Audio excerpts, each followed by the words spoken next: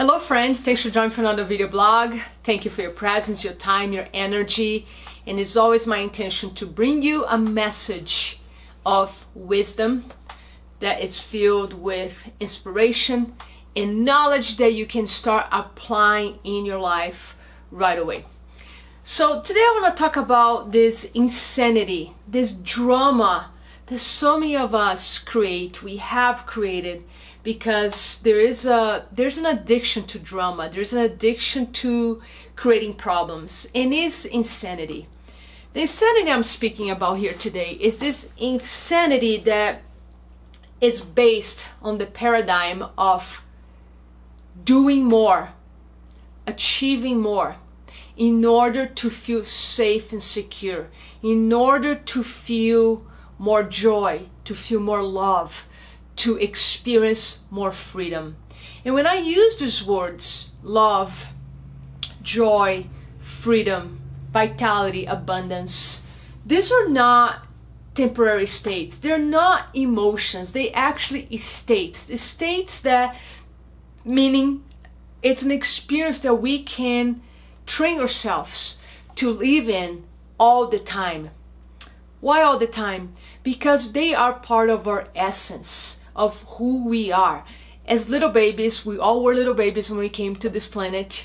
We came with this program in our heart, in the intelligence of our heart, the intelligence of our souls. We came with the essence of love, the essence of belonging, the essence of joy, the experience of freedom. And then what happened, because of our environment, and a lot of us grew up in stressful environments, dysfunctional environments, and environments that our parents are going through a lot, drama themselves. We're not attuned, we're not held, we're not supported. And then even if we were, we became a byproduct of our environment at home, then the byproduct of our school, churches, work environment, and outside our society. So our beliefs or perceptions or experiences have been mostly shaped by external elements. And in that process, it starts very early on. It starts at day one when we come to this world.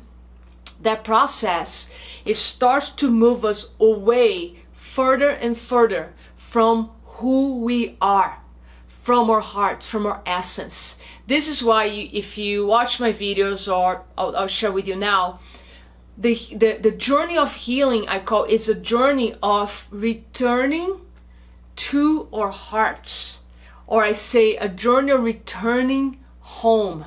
It's a journey of remembrance. We are all remembering. The deeper we go into our work, the deeper we go inside us, the longer time we spend in silence inside us,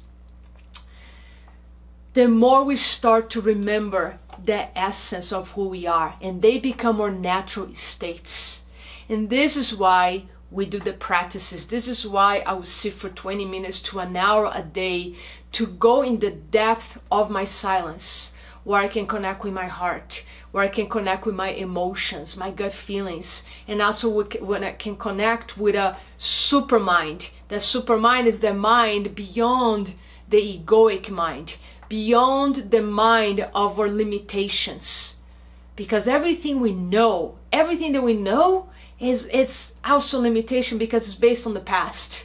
So part of the practice is to jump into the unknown so we can learn. It's a process of constantly unlearning to learn something that will serve us so we can keep evolving. Now I know this conversation can sound very esoteric, and it's not esoteric at all these days, because we have a lot of neuroscience to prove to us that when we live in our limitations, we can be living in a state of survival. We live in a state of drama as well, which means we live in states of anxiety, in states of fear, anger, grief, and none of those emotions are unhealthy, except if your body, if your nerve system, and if your brain get locked into those emotions. Then the way you see the world is always based on experience of the past. And again, part of healing is letting go those stories It's letting go of the trauma, and that does not happen in the level of the brain. We cannot think our way out of a trauma. We cannot think our way out of our anxieties. We cannot think our way out of anger. We cannot think our way out of grief or fear. We need to experience, we need to feel. That doesn't mean we need to relieve any trauma, and yet we need to connect with the emotion where it's in our bodies in order to release and tap into the unknown, where we can start learning many things that are beyond what we can store in our conscious mind. It's what I call the field of possibilities, and you hear a lot of teachers use this language too. The field of possibilities is this field that, again, we can access when we are centered, when we are grounded, when we are connected in our hearts, and we open the mind, and we can access the super mind and feel this connection with the divine, with the cosmos, with God, with the angels, with light beings, whatever you want to call, with the higher force. Is the field of knowledge that is always available to us. Now, what does that have to do with this state of joy, love, abundance? Well, it has to do that, think of our dramas or problems as addictions. Think also as working all the time to make more money, to achieve more is also a form of addiction. And then, of course, there's the addiction to substances, to alcohol, to drugs, addiction to food, addiction to sex, all these addictions. All these addictions, from addiction to drama to drugs, is to take us to the same place. When I talk to people who struggle with addictions, and I'm disclaimer here, I'm not an expert in substance addiction. I'm just talking about addictions in general, okay? Every time I speak with somebody who has any form of addiction, either alcohol or work, and when I dig and I go underneath and learn the function of this addiction, because every addiction has a function, otherwise we wouldn't do it. Even my addiction sometimes to Instagram, it's serving something. There's always a function, otherwise we wouldn't do it. And the function is always the same. It's to bring us certain relief from stress. We are seeking a place of peace. Peace is another state. We're born in a state of peace. We are trying to attain peace. We try to attain some silence. We try to attain some joy. We try to feel some love. So we make our journey so complicated in this life. We go out of our ways. We make our journey very far, very intense, very complicated. And then wisdom kicks in, maybe in our 40s, 50s, 60s. Unfortunately, some people, not until they're near death. But the wisdom kicks in when we realize that this long journey and complicated journey that we're trying to make to get to the states of bliss, peace, joy, freedom, is a much shorter distance. It's the distance between the mind, the busy, noisy mind, to our hearts. It's very few inches away, 12 inches, 13 inches. It's a much shorter distance than we imagine. Now, this journey here, that is a very short distance, can be sometimes the most complex journey for most of us, because this journey does not involve being busy and being doing. This journey doesn't even involve reading hundreds of spiritual books like I have, or going to the seminars, or hire the therapists or the coaches. That journey is actually attained. The process of that journey is going inside, is to spending hours in silence of reflection, being quiet, being with your emotions, allowing your body to show you the map. Because the map is within you. The map is not out there. And of course, in this journey, it's absolutely okay and highly encouraged to hire guides. That's what I am to my clients. I'm simply the guide. But the guide will only be able to show you the way And yet you're the one that needs to go because the journey is inside. I cannot go inside with you. Nobody can. So the journey is a solo journey. You have guides along the way, like myself or somebody that you work with, a guide that can help you in those times that get very intense, very dark, and you need to come out of that state to learn some frameworks, to learn some tools, or even a guy that can sit with you when you're in silence and is right there to keep you, to help you to feel safe. And that's what I do with a lot of my clients. Sometimes we sit here in silence for 5-10 minutes, and I'm right here in case they need me. And yet they have to go inside. It's a solo journey. So this is the insanity that we, for so many years, we go externally to chase. And I think this is the beauty of getting older and doing this work, because now at 51, I'm extremely devoted to my inner work. I'm extremely devoted to the divine, to God, to my silence, to reflections. And the more I do this work, the more I realize how simple it is. Not easy, but simple. Yes, reading the books help, going to seminars help, to get inspired by others, of course it helps. I do that all the time. I'm about to attend to Dr. Joe Dispenza's seminar and meditate for 7 full days with him and 1,500 people in the room. So that helps, and yet we need to do the work.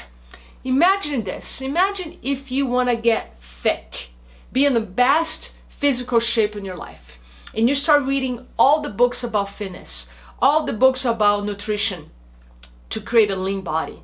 You hire the trainer, you even hire the chef to cook you health meals, and yet you don't show up at the gym. You don't eat the healthy food and you eat something else.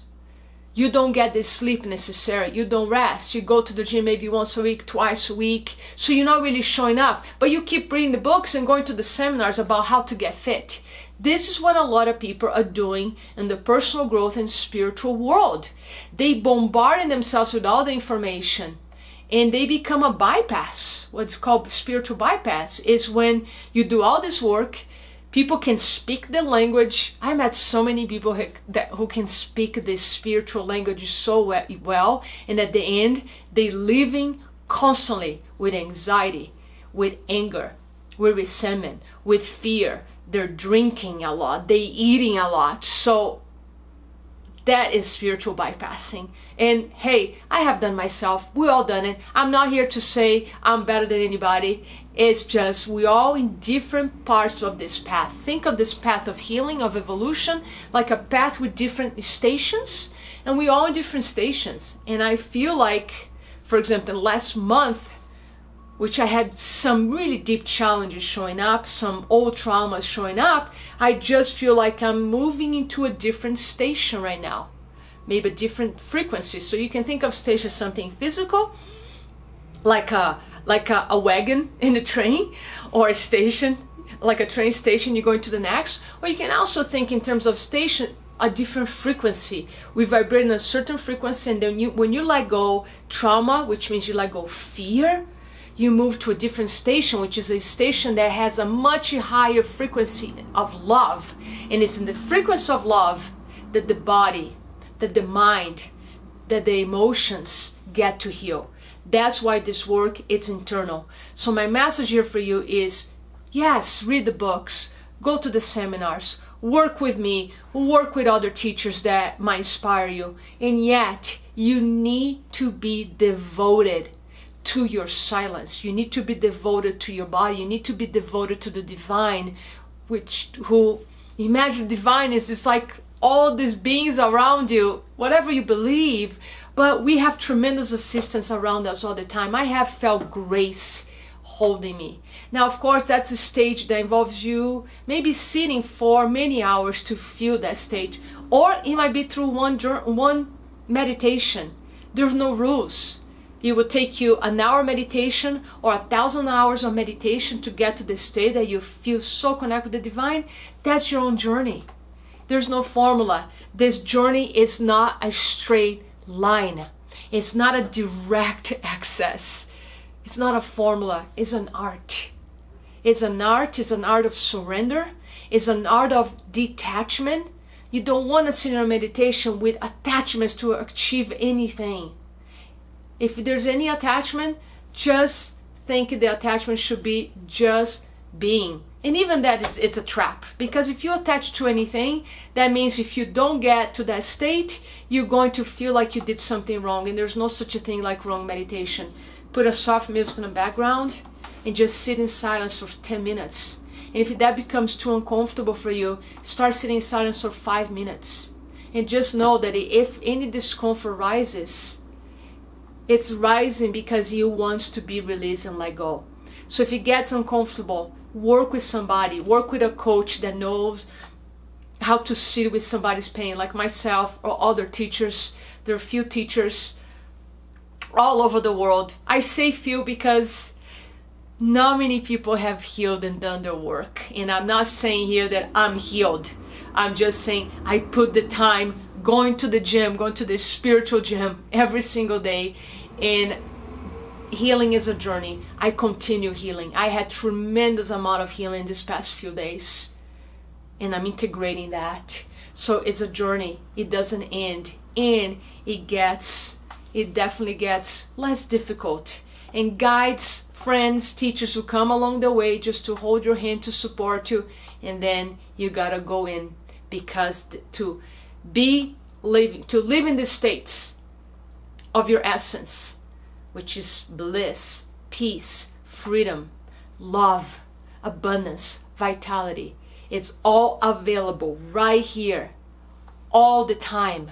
You train yourself, you access the states all the time. And it doesn't mean you're not gonna get off center. You will still experience anger, you still experience anxiety, you experience fear, but the difference, there will be current situations, not fear, anger, anxiety from your past. That feels heavy, feels dense. There'll be current. And when it's current, you can resolve in a few minutes, maybe in an hour, maybe in a day, and it passes. You don't ruminate those states. Those emotions don't become negative because they just show up to teach you something. You learn, you grow, and you let go, and you recalibrate yourself, and you come right back to that state. That's why they're states, they're not emotions. Anger, sadness, fear, anxiety, happiness are emotions. They're temporary. Those states of your essence, they are your certainty. They are your state of permanence. We all want so much certainty and safety right now. We wanted to thrive. I'm teaching a seminar this Saturday on thriving in times of uncertainty. If you're local, Denver, Boulder area, just go to my Facebook page or message and I'll give you information. This Saturday I'm teaching a 2-hour workshop in how to thrive in terms of uncertainty. How? Find the certainty, the stability, the permanence inside you, because it's the only place that you're going to find that permanence. It's not externally. So that's what I want to share with you today. You want to get spiritually fit, emotionally fit, you got to do the work. You got to devote the time. If you want to get physically fit, you got to make time to go to the gym. If you want to live in the States and remember who you are, make time for your practices. Might be a walking meditation, might be a guided meditation. Just start practicing silence, little bits each time. And if you feel scary, feels unsafe because some trauma is going to come for you, work with somebody. You can contact me or contact somebody that might be already in your circle. Join a circle, join a class, and start doing the work, the inner work.